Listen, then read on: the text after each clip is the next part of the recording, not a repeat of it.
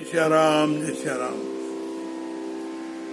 સત્સંગ પરિવારના બધા ભાઈઓને, બહેનોને, વડીલોને, બાળકોને, બધા સદસ્યોને મારા પ્રેમપૂર્વક જય શ્યારામ જય શ્યારામ.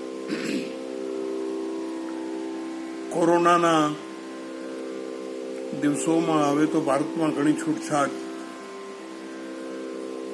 સરકારે ઘણી બધી છૂટછાટ આપી છે, પણ આપણે ખૂબ ધ્યાન રાખવાનું છે. આજે કઈ તારીખ? આજે 9મી જૂન અને જેઠ મહિનાની કૃષ્ણ ચતુર્થીનો દિવસ થયો.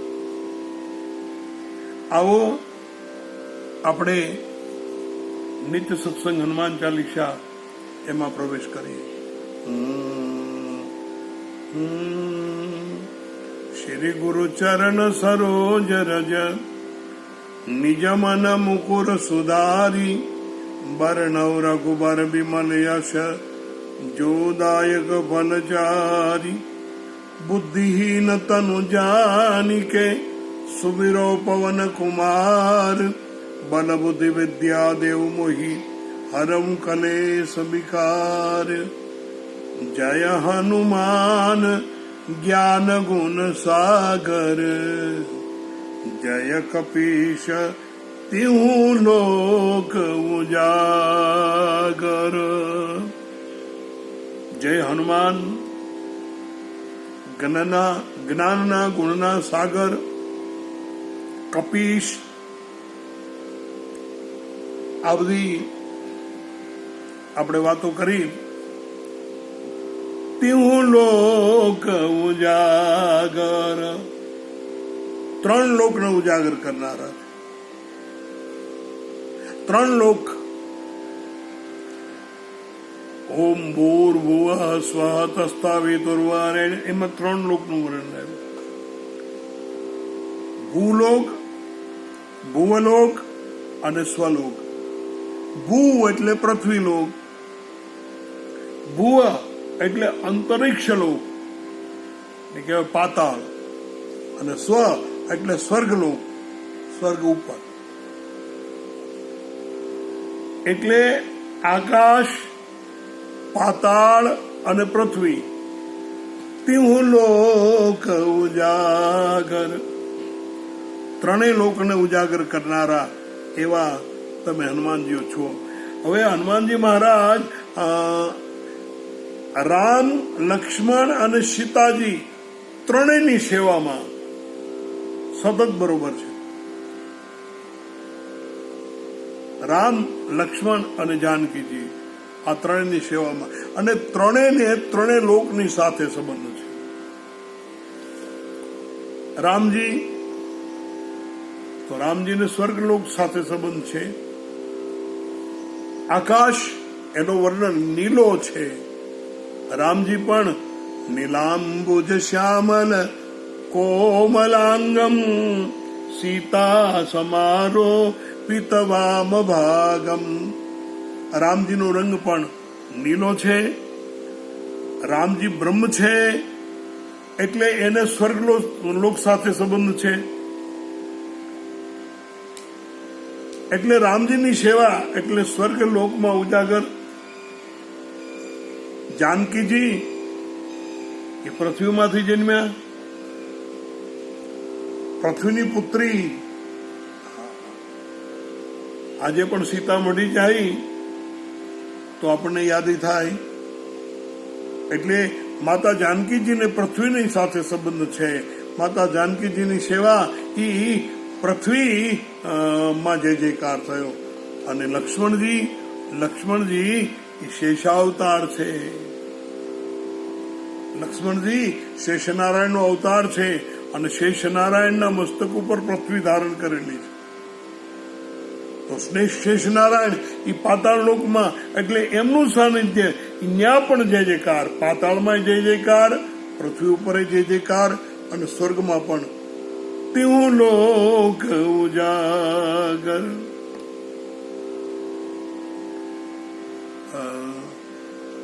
એક ભાવ એવો પણ આવે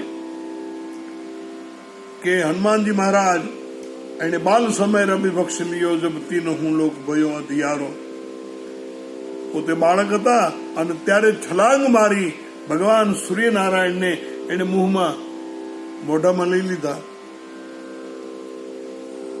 એટલે આકાશલોકમાં જે જેકાર થઈ ગયો. પૃથ્વી ઉપર તો ભગવાન રામજીની સેવામાં જે જેકાર જ છે. અને પાતાળમાંથી અહિરાવણ ને મહિરાવણ જ્યારે લક્ષ્મણજીને રામજીને લઈ ગયા અને ત્યારે ઈ અહિરાવણ અને મહિરાવણને માત કરી અને રામ લક્ષ્મણજીને પાતાળ લોકમાંથી લઈ આવ્યા માટે પાતાળમાં પણ એમનો જય જયકાર. તિહું લોક ઉજાગર. જય હનુમાન જ્ઞાન ગુણ સાગર. જય કપીશ તિહું લોક ઉજાગર. રામદૂત અતુલિત બલ ધામ. અંજની પુત્ર પવન પુત્ર અંજની સૂત પવન સૂત નામા. રામદૂત અતુલિત બલ ધામ. જો કોઈ રામ ભક્ત હોય, કોઈ રામ સેવક હોય, પણ દૂત, એ દૂત શબ્દ છે એ બહુ સમજવા જેવો છે. આપણા ભારતીય નીતિ ગ્રંથો એમાં દૂત ને માટે 21 લક્ષણોનું વર્ણન કર્યું કે જે વ્યક્તિમાં 21 લક્ષણો દેખાય એને દૂત તરીકે મોકલાય. દૂત પણ એ કરી શકે. દૂત કેવો હોવો જોઈએ? 21 લક્ષણ. પહેલું લક્ષણ મેઘાવી હોવું જોઈએ. મેઘાવી એટલે બુદ્ધિમાન. અને બુદ્ધિમાન એટલે બુદ્ધિમાન ન હોય તો દૂધ ગમીને ફસાઈ જાય. એ કેવો હોવો જોઈએ? બુદ્ધિમાન હોવો જોઈએ. પાછો પ્રતિભા સંપન્ન હોવો જોઈએ. હા, પ્રતિભા સંપન્ન એટલે નાની નાની વાતો છે, હાલવું, ચાલવું, બેસવું, ઉઠવું, બોલવું, એમાંથી માણસની આખી પ્રતિભા કઢાઈ જાય. તમારી સામે જોઈ અને આવું આવું એમ કે ને ત્યાં એના ચહેરાની એની બોડી લેંગ્વેજ છે એ એની પ્રતિભાની તમને પરખ કરાવી દે. એટલે પ્રતિભા સંપન્ન હોવો જોઈએ, પ્રતિભાવંત હોવો જોઈએ. મેઘાવી, મેઘાવી એટલે બહુ સારી સ્મરણ શક્તિ ધરાવનાર હોવો જોઈએ. થોડીક થોડીક વારે ભૂલી જાય એ ન ચાલે. જો દૂતોના લક્ષણ, દૂત પણ કોણ કરી શકે? દૂત કેવો હોવો જોઈએ? વાકપટુ. વાકપટુ એટલે સમય અનુસાર એવી વાત કરી અને તમને વાતમાં મિત્ર બનાવી લેનાર. એની અંદર શું છે એ તમને ન ખબર પડે, પણ વાકપટુ એટલે વાતમાં તમને પટાવી દેનારો. દૂત કેવો હોવો જોઈએ? દૂત પ્રાજ્ઞ હોવો જોઈએ. ત્રીજું લક્ષણ પ્રાજ્ઞ. પ્રાજ્ઞ, પ્રાજ્ઞનો અર્થ થયો કોઈ પણ વાતને સમજવામાં તરત જ સમજી જાય. કોઈ પણ વાતને યથાર્થ સમજી જાય. ઘણા એવા હોય કે તમને આમ જોવે ને ત્યાં કહી દે આમાં આમ હશે. પ્રાજ્ઞ, પ્રજ્ઞાવાન. પછી પરચિત્તો, બીજાના ચિત્તની વાતને તરત સમજી જનારો. આના મગજમાં અત્યારે શું ચાલતું હશે એ એને ખબર પડી જાય, ઝડપી સમજી જાય. ધીર, ધીરજ વાળો. આ જો દૂતોના લક્ષણ છે. કે આપણા નીતિશાસ્ત્રોએ કીધું છે કે દૂતોમાં આટલા લક્ષણ હોવા જોઈએ. ધીર, 5મું લક્ષણ. અને 6ઠું લક્ષણ યથોક્તવાદી. મેઘાવી વાકપટુ પ્રાજ્ઞ પરચિત્તો પલક્ષક ધીરો યશોક્તવાદી. યથોક્તવાદી એટલે કે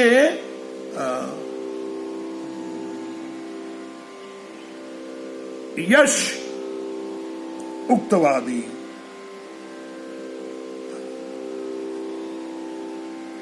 જે કયું હોય એને હામા પક્ષને કહેનારો ત્યાંની વાત પણ એની વાત પણ જે એને કહ્યું હોય એ હામા માણસને હું કહેવું જોઈએ. યથોક્ત એટલે એવી રીતે કહેવા વાળો કે હામા માણસના મનને જરાક પણ એને માટે શંકા ન રહે, ઉભાવ ન થાય અથવા વાગે નહીં, એવી રીતે બોલનારો. ગુણી એટલે ગુણવાન. 8મું લક્ષણ કીધું ભક્ત.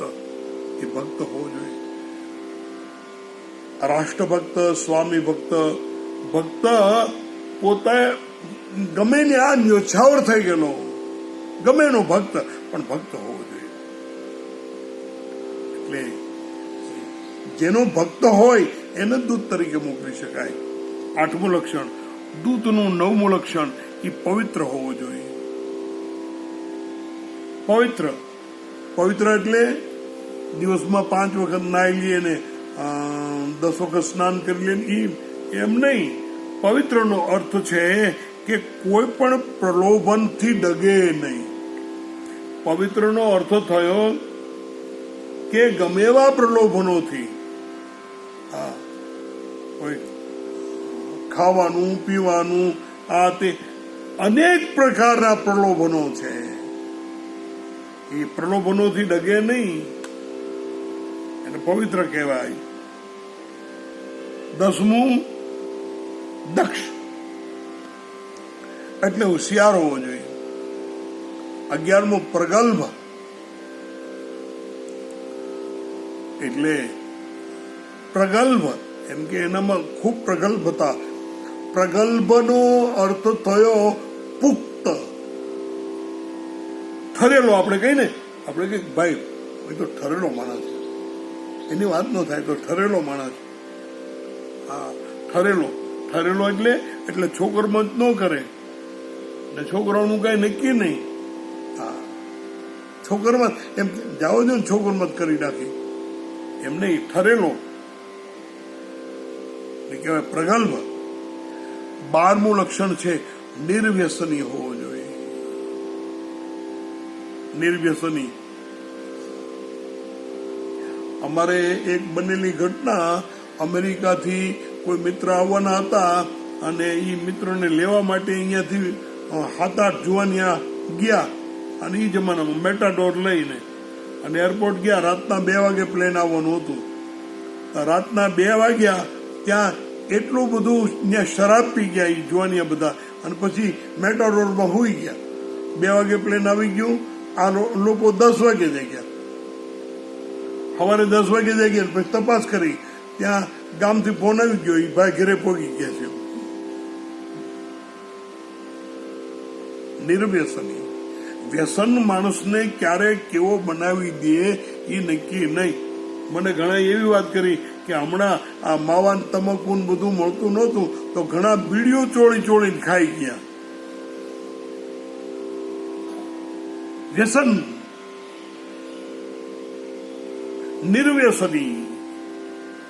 નિર્વ્યસની હોવો જોઈએ, જેમાં કોઈ પણ પ્રકારનું વ્યસન ન હોય, વિકાર ન હોય, દુર્ગુણ હોય. આ બીડી પીવા વાળા કે મૂડ નથી, એ બીડી પીવે તોય ને મૂડ આવે. ઘણાને સવારમાં 2 વાર ચા પીવે પછી દૈનિક ક્રિયા શરૂ થાય. કેમ? મૂડ નથી. વ્યસન છે એ માણસને કોઈ કામનો નથી રહેવા દેતું, માટે નિર્વ્યસની હોવો જોઈએ. અને ક્ષમી હોવો જોઈએ. ક્ષમી ક્ષમી એટલે સહિષ્ણુ, ખમી ખાનારો.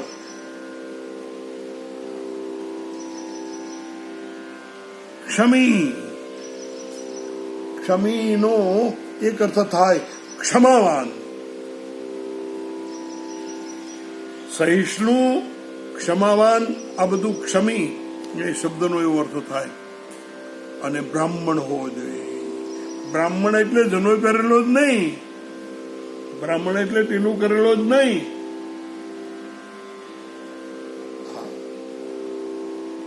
બ્રાહ્મણ, બ્રાહ્મણની વ્યાખ્યા તો બહુ થાય. બ્રાહ્મણનું તો કેટલા દિવસ સુધી પ્રવચન કરીએ તો પૂરું ન થાય એવા બ્રાહ્મણોના લક્ષણ છે. હા, ભગવાન પણ બ્રાહ્મણને પ્રણામ કરી એટલા માટે એમ કીધું કે અહમ ભક્ત પરાધીનો સ્વતંત્ર એવ જ વિજય. ભગવાને કહ્યું દુર્વાસા મુનિને કે હું સ્વતંત્ર છું, પણ કેવો? તો કે બ્રાહ્મણ જેવો. બ્રાહ્મણ સ્વતંત્ર ન હોય. બ્રાહ્મણ કદી સ્વતંત્ર ન હોય.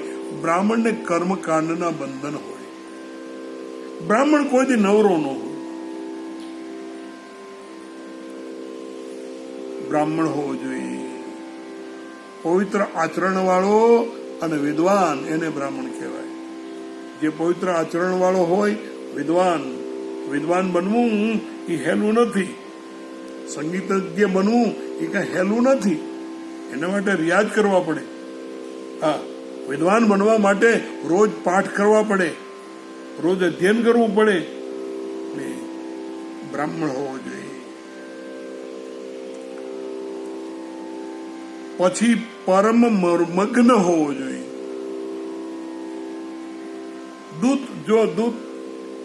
દૂતના લક્ષણો વર્ણી નાખ્યા. બીજાના મર્મને જાણનારો, ભેદને જાણનારો અને કોઈને ન કહેનારો એવો હોવો જોઈએ. જાણ્યા પછી પેટમાં રાખવું ને બહુ અઘરું છે. કસ્તુરચંદ શેઠ હતા અને વાણિયોનો દીકરો જૈન, એટલે એનાથી ભૂલમાં એકવાર પાડોશીની કુકડી એને દુકાનમાં ગરી જાય અને કોથળા બધા તોડી નાખે. એટલે કસ્તુરચંદને શું કર્યું? કોથળામાં પાંચેરી રાખી અને એ કુકડીને ઝપટથી મારી એમાં કુકડી મરી ગઈ. હવે મરી ગઈ, આ તો જૈન અહિંસાવાદી. ભારે કરી એ તરત એને પોતે એક જુવારના તગારામાં કુકડીને નાખી દીધી. પછી ગામની ડોશી નીકળી, ભીખ માંગતી હતી, એને બોલાય આવ્યા. શું? એક તગારું જુવાર આપું. શેઠ, તો મારું કામ થઈ જાય, મારે ક્યાંય માગવા જવું નહીં 2-5 દી. બોલે એક તગારું આપું અને એક તગારું બીજું, 2 તગારો જુવાર તને આપું. પણ ઈ એક વાત કરું. શું? કે મારે હાથ છૂટી બલા થઈ ગઈ, મારે આવું કરવું નહોતું અને મારાથી આ કુકડી મરી ગઈ છે, પણ એની મને આવે છે બહુ શરમ. એટલે આ તગારાની જુવારમાં કુકડીને દાટી દીધી છે. ઈ તારે જઈ અને ગામને પાદર ખાડામાં ગમે નાખ્યાવાની, કોઈને કહેવાનું નહીં. આ જુવાર તને એટલા માટે આપું છું. તો કે નારે ના, મારે શું કામ કેવું જોઈએ? અને સાંભળીને નીકળી તો બજારમાં બધા જે હોય પૂછે કે ડોશીમાં આજે તગારું ભરીને જુવાર શું આ છે? તો કે હા ભાઈ, એવું છે ને, કસ્તુરચંદે કુકડી મારી નાખી અને એને કીધું તમારે કોઈને કહેવું નહીં, હું તમને એક તગારું જાહેર આપીશ. તો મને તગારું જાહેર મળતું ભાઈ, મારે શું કામ કોઈને કહેવું જોઈએ? મારે કોઈને કહેવું નથી. મારે શું કામ કોઈને કહેવું જોઈએ? મને તો જુવાર મળી ગઈ ને. આ આખી બજારમાં કહેતી ગઈ.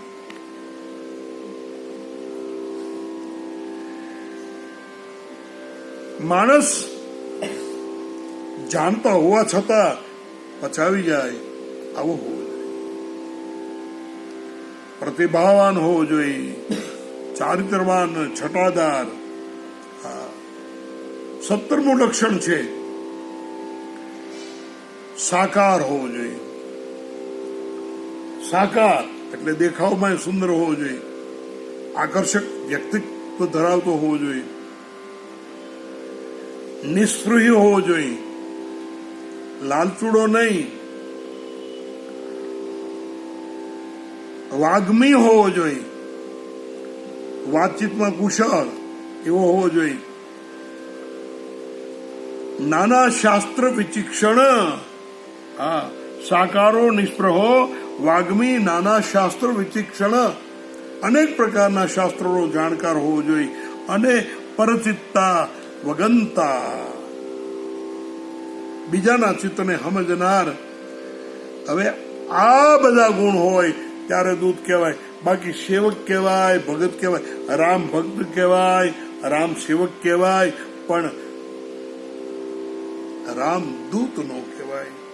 એટલે આમાં કહ્યું રામદૂત અતુલિત બલ ધામા. રામજીના દૂત છે હનુમાનજી મહારાજ. આટલા બધા લક્ષણો હનુમાનજીમાં છે. અને અતુલિત બલધામા, અતુલિત બલધામા. એમ શૈલાભદેહમ ધનુજવન અતુલિત બલધામા. અતુલિત બલધામા કોને કહેવાય? દુશ્મન પણ જયારે એ બળના વખાણ કરે ત્યારે સમજવાનું કે અતુલિત બલધામ. શત્રુ દુશ્મન પણ એના વખાણ કરે કે ભાઈ આ તો બહુ બળવાન. હા, અને હનુમાનજી મહારાજ એના બળના વખાણ રાવણે કર્યા છે. એ કથા કાલે કહેશું. અત્યારે બધાને ફરીવાર હનુમાનજી મહારાજ બધાની રક્ષા કરે. સર્વે ભવંતુ સુખિનઃ, સર્વે સંતો નિરામયા, સર્વે ભદ્રાણી પશ્યન્તુ મા કશ્ચિદ દુઃખ ભાગ ભવેત. ઓમ શાંતિ શાંતિ.